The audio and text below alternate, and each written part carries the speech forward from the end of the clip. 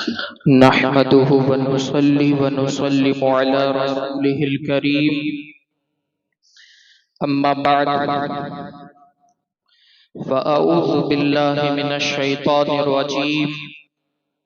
بسم الله الرحمن الرحيم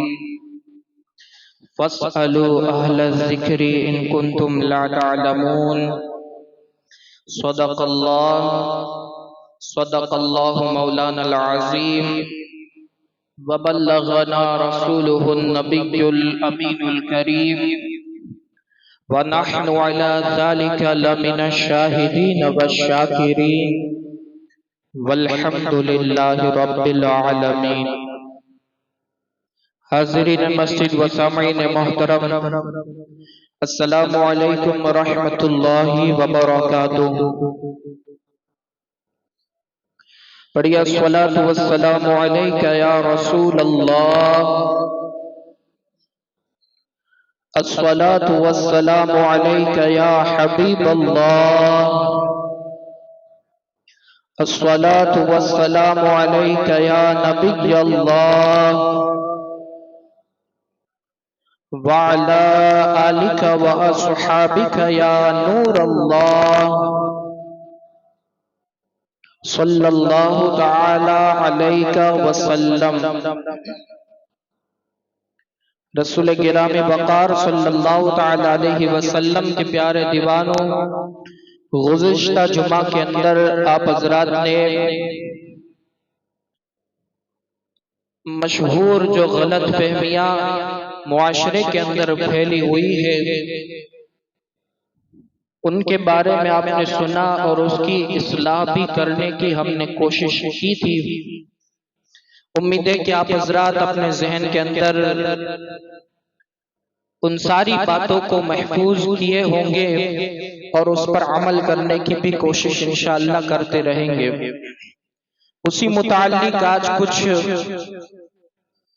چند اور غلط فہمیاں جو عوام الناس کے اندر مشہور ہے، جو زمانے کے اندر پھیلی ہوئی ہے، ان کو بیان کرنے کے بعد ان کی اصلاح کرنے کی بھی کوشش کروں گا.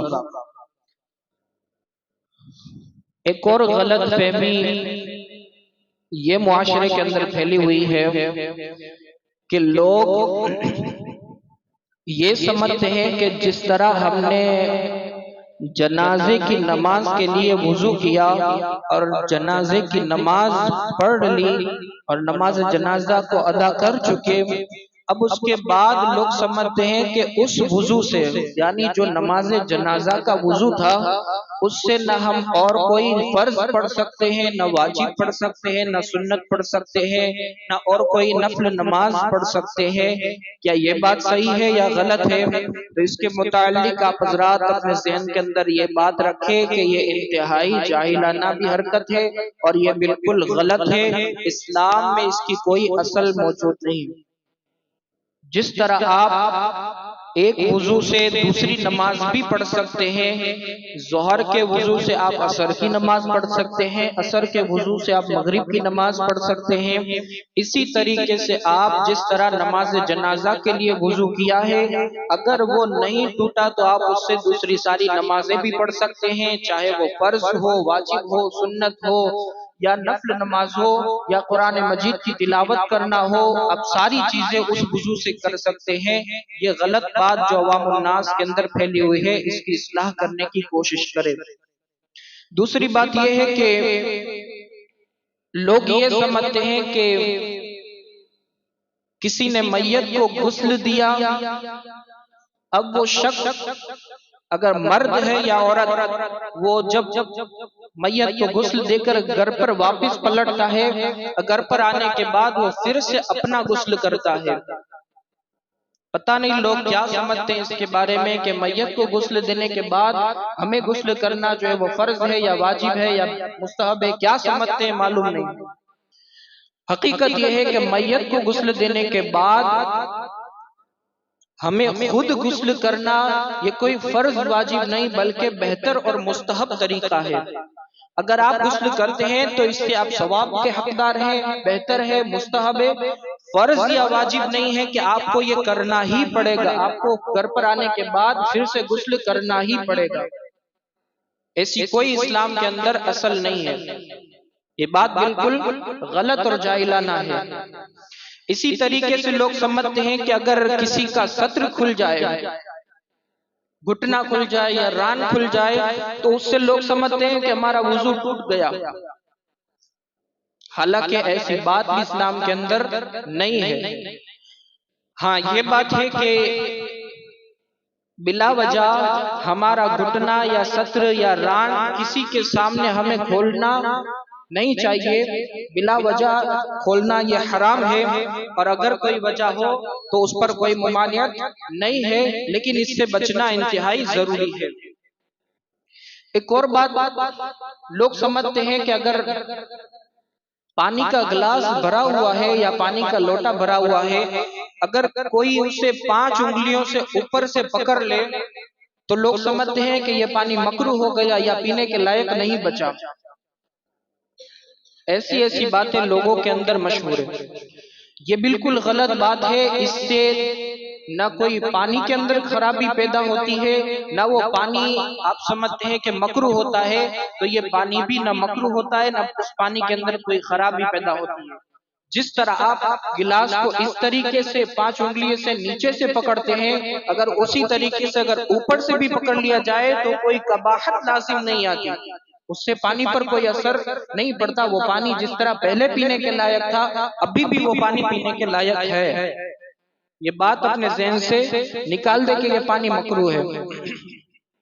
اسی طریقے سے اب توجہ کے ساتھ سنیں، ایک بہت ہی پیچیدہ مسائل۔ لوگ سمجھتے ہیں کہ کسی جانور کہ اگر پیشاب کے قطرے، پیشاب کے چھینٹے اگر بدن یا کپڑے پر لگ جائے تو لوگ سمجھتے ہیں کہ ہم ناپاک ہو چکے ہیں، وہ خود کو ناپاک خیال کر کے جو ہے وہ نمازوں کو چھوڑ دیتے ہیں اور اپنی عبادتوں کو ترک کرتے ہوئے دکھائی دیتے ہیں۔ اس کے بارے میں اعلیٰ حضرت عظیم البرکت مجدد دین و ملت الشاہ امام احمد رضا خان فاضل بریلوی رضی اللہ تعالیٰ عنہ فرماتے ہیں، تھوڑی توجہ کے ساتھ سنیں، بلیوں کا گوبر، پیشاب اور گوبر یہ دونوں نجاست خفیفہ ہے، ہلکی نجاست ہے بلیوں کی۔ جب تک کہ چاروں کپڑا نہ بھر جائے، کپڑے کا چوتھائی حصہ جب تک کہ نہ بھر جائے اس نجاست سے، یا متفرق اتنی پڑی ہو کہ جمع کرنے سے چاروں کپڑے کے مقدار ہو جائے۔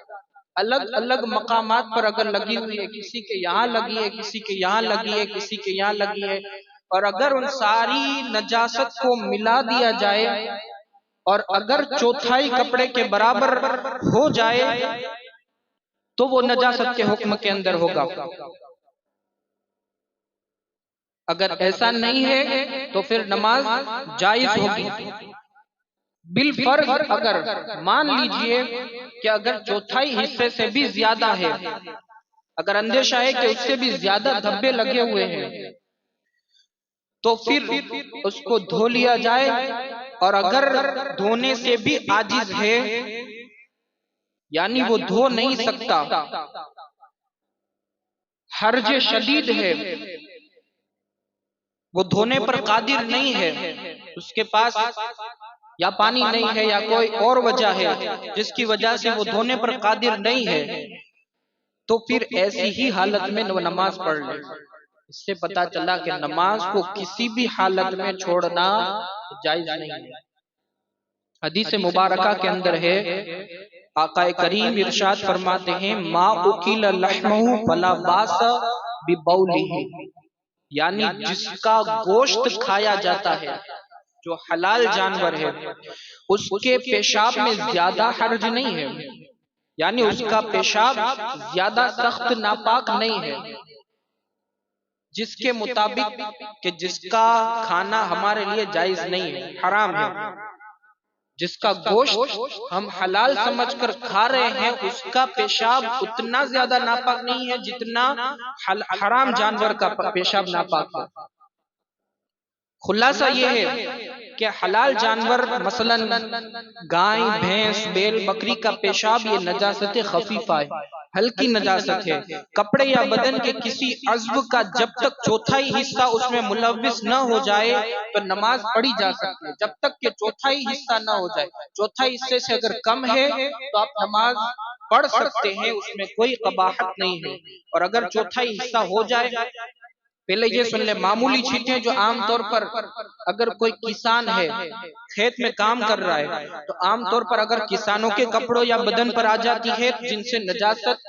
سے بچنا بہت مشکل ہو جاتا ہے، وہ کام کرے یا نجاست سے بچے، تو ان کے ساتھ بلا کراہیت نماز جائز ہے، اگر چوتھائی حصے سے کم ہے تو۔ اب چوتھائی حصے شاید آپ لوگ نہ سمجھ رہے ہو، پورے کپڑے کا چوتھائی حصہ، یہ پورا کپڑا ہے، اس کا اگر ہم چوتھا حصہ لے لیں اور اس کے مقابلے میں اگر نجاست خفیفہ لگی ہوئی ہے اور اگر اس سے کم لگی ہے تو نماز پڑھ سکتے ہیں، اگر نجاست اس سے زیادہ لگی ہے تو پھر اس کا حکم الگ ہوگا جو آپ آگے سنیں گے۔ تو اس صورت میں نماز چھوڑنے کا کوئی حکم نہیں ہے، اگر نجاست خفیفہ اگر ایک چوتھائی حصے سے کم ہے تو آپ نماز کو نہیں چھوڑ سکتے، چاہے آپ کی کیسی ہی مجبوری کیوں نہ ہو۔ اور اگر دھونے اور بدلنے کی کوئی صورت نہ ہو، یعنی ایک چوتھائی حصہ آپ کا نجاست خفیفہ سے ملوث ہو گیا، آپ کے کپڑے کے اوپر اگر نجاست خفیفہ پیشاب یا پاخانہ جس حلال جانور کا لگ گیا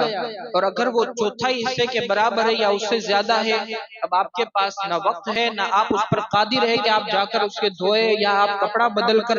پھر سے نماز پڑھنے کے لیے آئے، تو اس کے لیے فرمایا گیا کہ یوں ہی برہنہ نماز پڑھ لی جائے، یعنی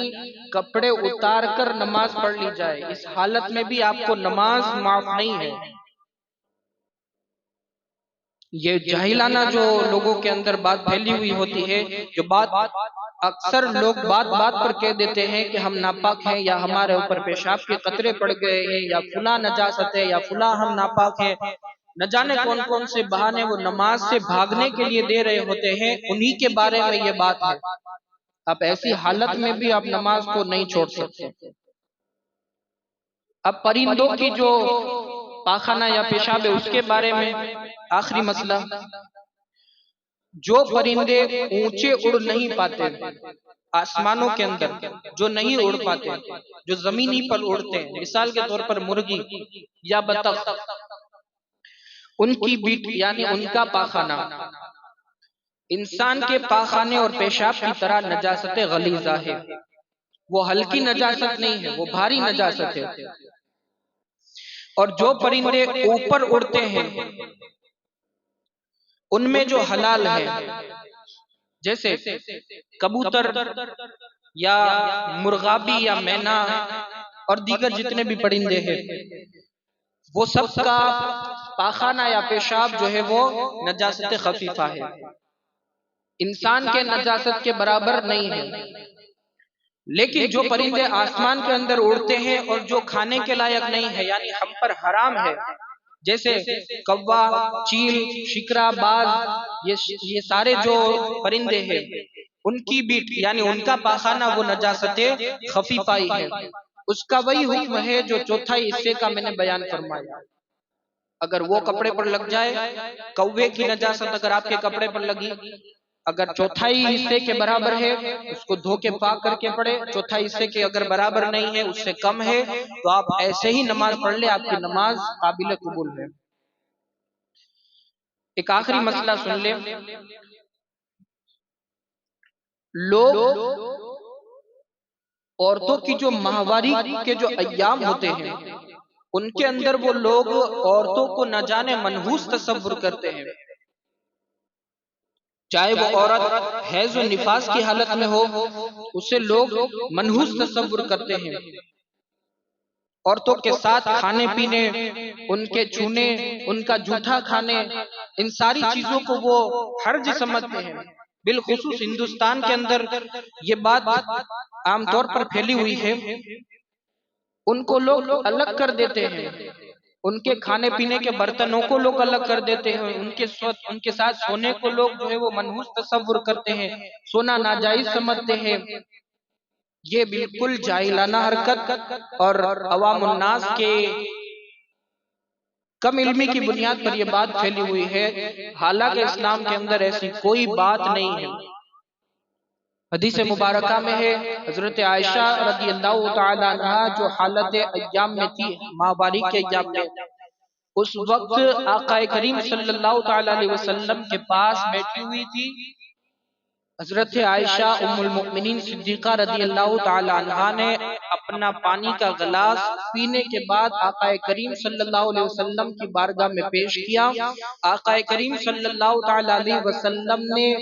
اسی جگہ سے اپنا لعاب، اپنا دہن لگایا جہاں سے حضرت عائشہ نے لگایا۔ اس سے ہمیں پتہ چلتا ہے یہ بات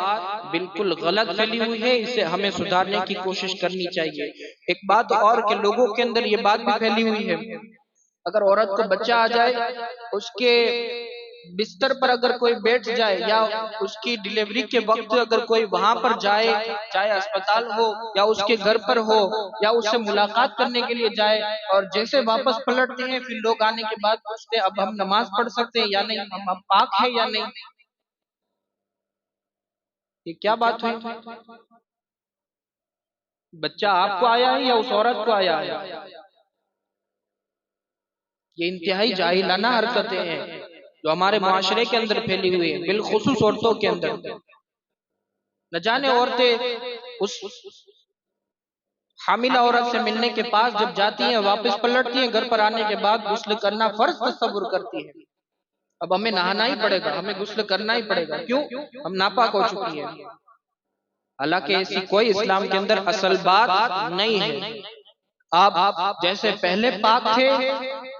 اس ڈیلیوری والے کے پاس جانے سے پہلے آپ جیسے پاک تھے، اس سے پلٹنے کے بعد آپ ویسے ہی پاک رہیں گے۔ آپ اسی حالت میں نماز پڑھے، آپ چاہے تلاوت کرے، نفل نماز پڑھے، فرض نماز پڑھے، جو کرنا چاہے آپ اپنی پاکی کی حالت میں کر سکتے ہیں۔ اس سے ہمیں پتہ چلتا ہے کہ ہم جو آج تک ان سارے رسومات پر عمل پیرا تھے، وہ ساری رسومات غلط تھی۔ ہمیں اس کو سدھارنے کی کوشش کرنی چاہیے، ہماری خواتینوں کو بھی اسلام کی سچی معلومات دینے کی ہمیں کوشش کرنی چاہیے۔ رب قدیر کی بارگاہ میں دعائیں، مالک مولا عوام الناس کی غلط فہمیوں کو دور فرمائے، انہیں صحیح سمجھ عطا فرمائے، صحیح دین کی معلومات عطا فرمائے، اور ہمیں جو کچھ بیان ہوا اس پر عمل کثیر کی توفیق عطا فرمائے۔ دوران گفتگو اگر کوئی لغزش یا خامی ہو، اللہ اپنے پیارے حبیب کی نالین کے صدقے میں اسے معاف فرمائے۔ استغفر اللہ ربی من کل ذنب واتوب الیہ وما علینا الا البلاغ۔ السلام علیکم ورحمۃ اللہ وبرکاتہ۔